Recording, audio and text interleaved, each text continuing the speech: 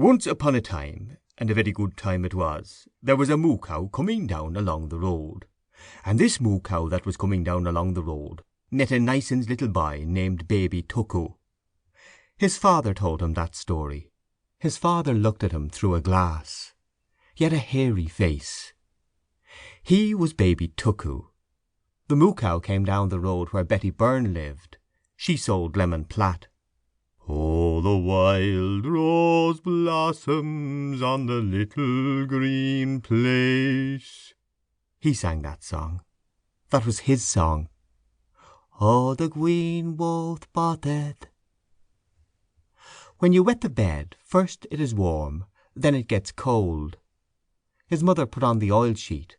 That had a queer smell. His mother had a nicer smell than his father. She played on the piano the sailor's hornpipe for him to dance.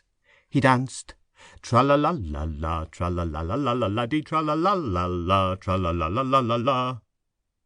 Uncle Charles and Dante clapped.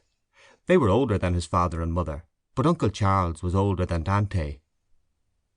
Dante had 2 brushes in her press. The brush with the maroon velvet back was for Michael Davitt, and the brush with the green velvet back was for Parnell.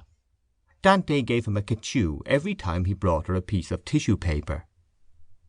The Vances lived in number 7. They had a different father and mother. They were Eileen's father and mother. When they were grown up, he was going to marry Eileen.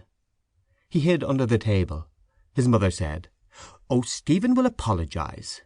Dante said, "Oh, if not, the eagles will come and pull out his eyes.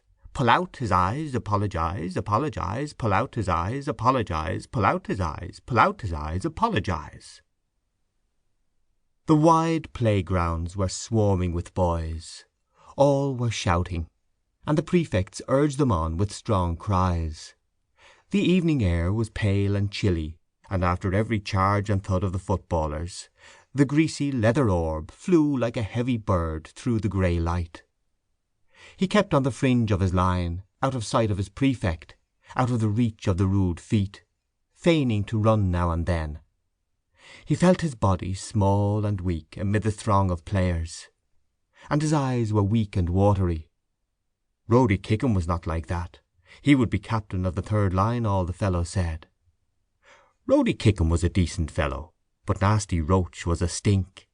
Rody Kickham had greaves in his number, and a hamper in the refectory. Nasty Roach had big hands. He called the Friday pudding dog in the blanket, and one day he had asked, "What is your name?" Stephen had answered, "Stephen Dedalus." Then Nasty Roach had said, "What kind of a name is that?" And when Stephen had not been able to answer, Nasty Roach had asked, "What is your father?" Stephen had answered, "A gentleman." Then Nasty Roach had asked, "Is he a magistrate?"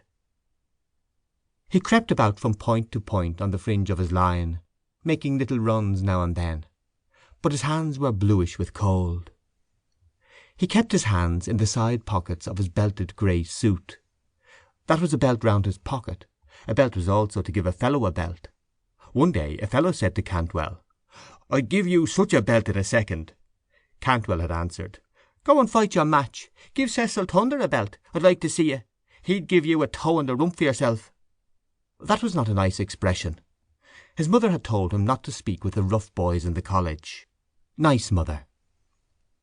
The first day in the hall of the castle, when she had said good-bye, she had put up her veil double to her nose to kiss him, and her nose and eyes were red.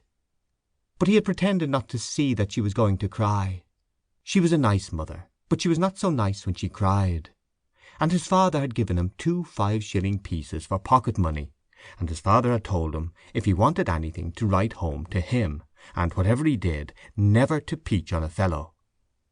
Then at the door of the castle the rector had shaken hands with his father and mother, his soutane fluttering in the breeze, and the car had driven off with his father and mother on it.